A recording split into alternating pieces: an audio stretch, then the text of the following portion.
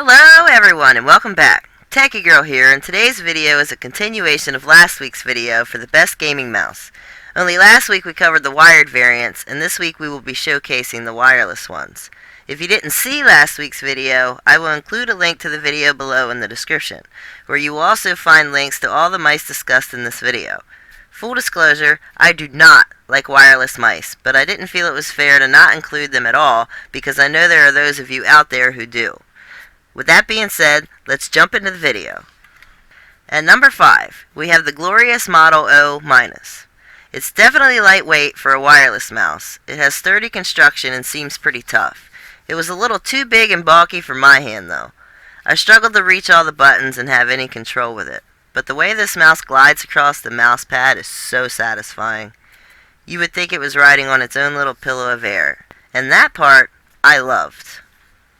For number 4, we chose the Razer Basilisk Ultimate. This one is a hybrid with both a wired or wireless usability. While I don't like wireless mice, I could make an exception for this mouse. It's really comfortable in your hand, and the Razer Focus Plus optical sensor is unbelievably good, making you almost forget that it's a wireless. Its right-handed ergonomic design is a good fit for any grip type, though smaller hands probably wouldn't fare so well with any grip other than a palm grip. It has 11 fully customizable buttons and 14 RGB zones, which can be customized in the Razer Synapse software. Thirdly, we have the Corsair Iron Claw RGB. The Iron Claw is also a hybrid, but seems to be geared more towards those with big hands, especially big hands using the palm grip. Its appearance and hybrid feature is mainly what got it onto the list, because it is a beautiful mouse, even if its buttons are a little awkwardly placed and will take some level of adjustment to get used to.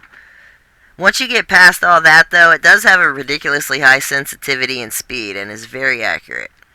For second place, we have the Razer Naga Pro. For those of you who watched the last video, you will recognize this one because it's the wireless version of the Naga Trinity we discussed there. But for those of you who didn't see it, the Naga series from Razer are a must-have for any MMO fans out there. Buttons galore. It has a changeable side plate giving you the option of how many buttons you want.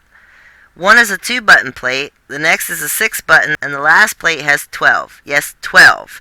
And all of them are programmable. You can even program the scroll wheels up and down and left and right inputs. This one has the same feed as the glorious Model O we talked about earlier, and gives it the same floating on its own pocket of air feeling. It is a little big, making it awkward for anyone with small hands, but if you have big or medium-sized hands, you won't have any issues. If you are a Mac user, however, you will want to skip this one because there's no software for the Mac operating system. And at the top of the list, we chose the Razer Deathadder V2 Pro. This one too is a hybrid and can be used both wired and wirelessly. The design is very similar to the Deathadder V2, and ladies, it's available in pink.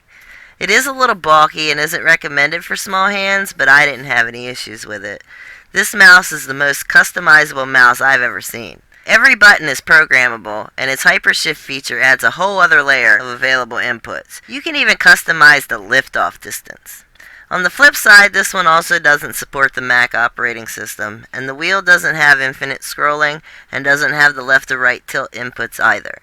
But it can connect to up to 2 devices simultaneously, making it the epitome of multitasking.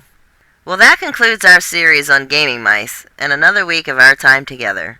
Remember, there are links to all the mice below in the description. If you found this video helpful, don't forget to smash that like button so others can find the video. And I will see all you beautiful people next week.